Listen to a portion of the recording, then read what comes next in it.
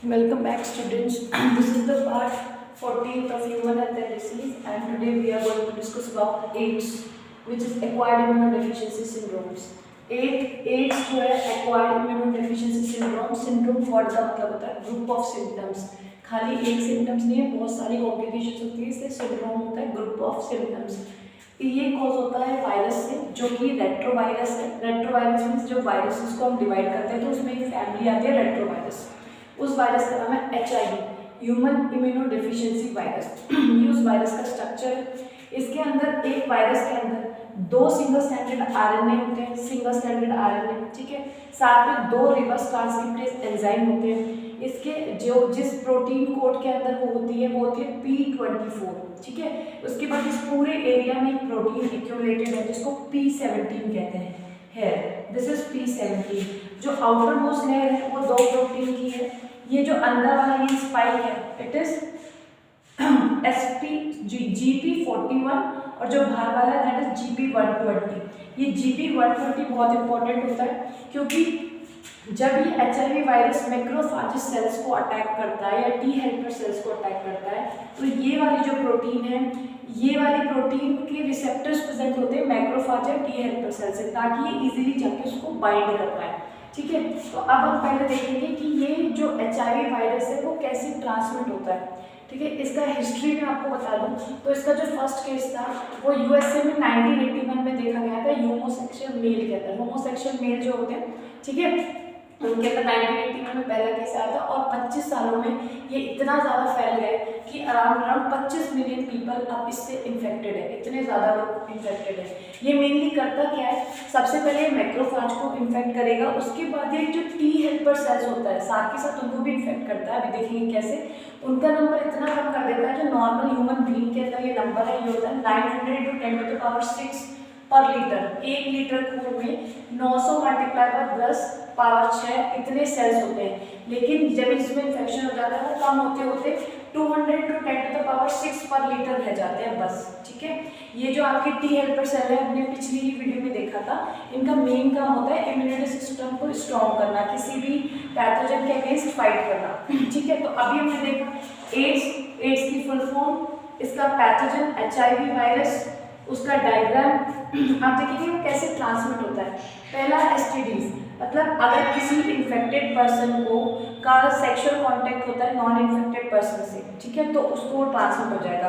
Healthy person है उसको ये एड्स नहीं है और इन्फेक्टेड पर्सन है उसको एड्स है, उसका उसके साथ फिजिकल कांटेक्ट हुआ तो हेल्दी इंडिविजुअल को भी क्या हो जाएगा, एड्स हो जाएगा. दूसरा होता है ब्लड या ब्लड प्रोडक्ट. अगर ब्लड ट्रांसफ्यूजन होता है, बहुत सारी ऐसी बीमारियां होती है जैसे थैलेसीमिया है तो ब्लड लेने की जरूरत पड़ जाती है. किसी का एक्सीडेंट हो जाता है, ब्लड की डेफिशिएंसी होती है तो उसको ब्लड चढ़ाते हैं. तो अगर वो जो ब्लड है वो इन्फेक्टेड पर्सन का है और उसके अंदर डाल दें तो भी वो डिसीज फैलेगा. शेयरिंग इन्फेक्टेड नीडल, ये मेनली जो ड्रग एडिक्ट होते हैं, जो ड्रग्स लेते हैं और वो इंजेक्शन से लेते हैं ड्रग्स, इंट्रावेनसली जो ड्रग्स लेते हैं, अगर एक पर्सन उसमें इन्फेक्टेड है उसी सिरिंज से उसी नीडल से आपका एक हेल्दी पर्सन ने ड्रग लिया तो उसको भी ट्रांसमिट हो जाएगा. फिर मदर टू चाइल्ड, मदर से बेबी में दो तरीके से इन्फेक्शन होता है. मदर से बेबी में या तो प्लेसेंटा क्रॉस करके जाएगा, जब प्लेसेंटा क्रॉस करके इन्फेक्शन होता है उसको वर्टिकल ट्रांसमिशन कहते हैं. या फिर जो मदर अपने बेबी को फीड कराती है, कोलेस्ट्रॉल जिसको आप बोलते हो फर्स्ट मिल्क, तो जब वो फीड कराएगी उसके थ्रू आपका ट्रांसमिशन होगा जिसको हम पोस्ट नेटल ट्रांसमिशन कहते हैं.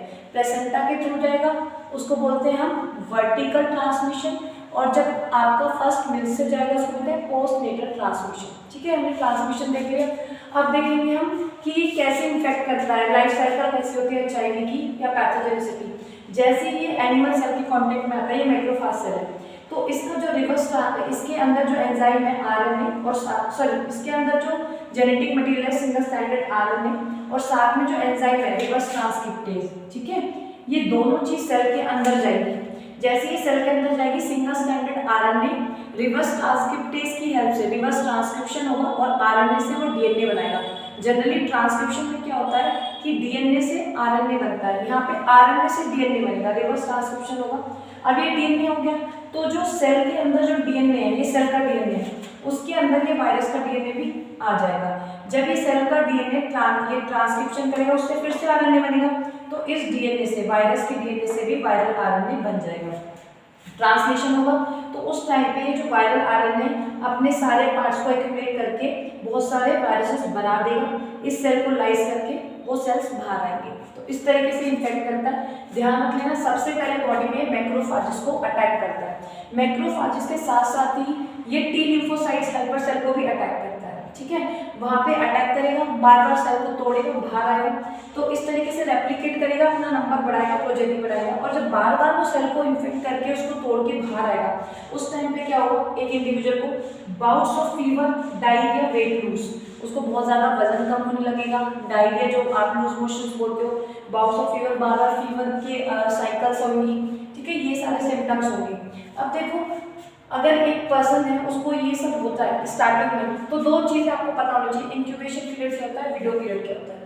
इंक्यूबेशन क्या होता है, बॉडी में पैथोजन के एंटर करने से सिम्टम्स दिखने तक को इंक्यूबेशन पीरियड कहते हैं। वो 5 साल भी हो सकता है, 10 साल भी हो सकता है। एक होता है विडो पीरियड, जब ये पैथोजन बॉडी के अंदर आता है और जब तक ये टेस्ट में कंफर्म नहीं होता है, मतलब अब जब बॉडी में पैथोजन आया उसका नंबर कम है, फिर वो अपनी कॉपीज बनाएगा, डिवाइड करेगा, अपना नंबर बढ़ाएगा, और एक नंबर बढ़ने के बाद ही ये ब्लड टेस्ट में या दूसरे टेस्ट में डिटेक्ट होगा।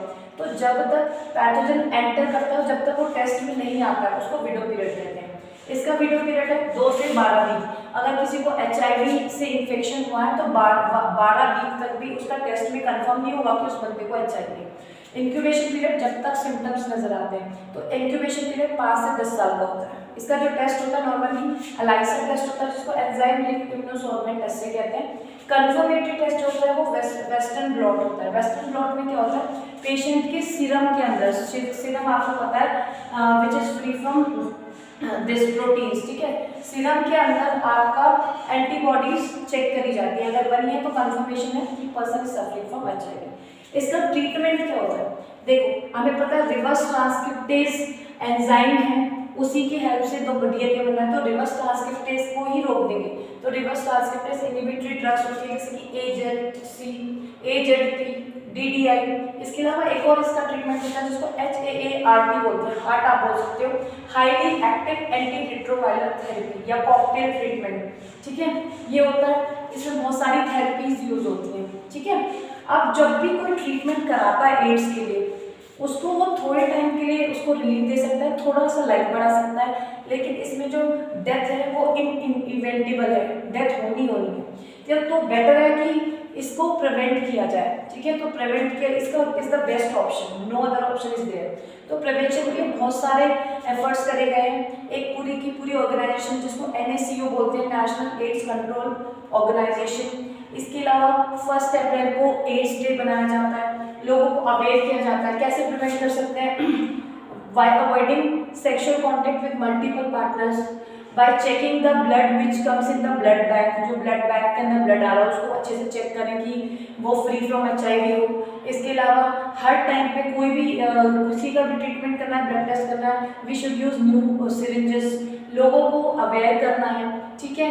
और एक मदर की प्रेगनेंसी के टाइम पे उसको चेक करना है कि वेदर शी इज इन्फेक्टेड और not, then only this can be prevented. इस वीडियो में हमने क्या देखा, एड्स का एक्सपेंडेड फॉर्म, उसका पैथोजन HIV, उसका एक्सपेंडेड फॉर्म, उसका डायग्राम, कैसे ये ट्रांसमिट होता है, कैसे इसको प्रिवेंट कर सकते हैं, क्या इसका डायग्नोस्टिक टेस्ट है, ये किस तरीके से सेल्स को इन्फेक्ट करता है, कैसे इसकी साइकिल चलती है, टी हेल्पर सेल्स को इन्फेक्ट करता है। जब ये इन्फेक्ट कर देता है तो बॉडी इतनी वीक हो जाती है कि जैसे ट्यूबरक्लोसिस है, माइकोबैक्टीरियम से होता है, वो हो जाएगा नॉर्मली, इंसेफ्लाइटिस है, टोक्सोप्लाज्म से हो जाएगा, वो हो जाएगा, न्यूमोनिया हो जाएगा। ये ऐसे इन्फेक्शंस हो जाएंगे जिसको नॉर्मली अगर ये बंदे में होते हैं तो उसकी इम्यूनिटी पावर से ही उसको ओवरकम कर लिया जाता है, ठीक है।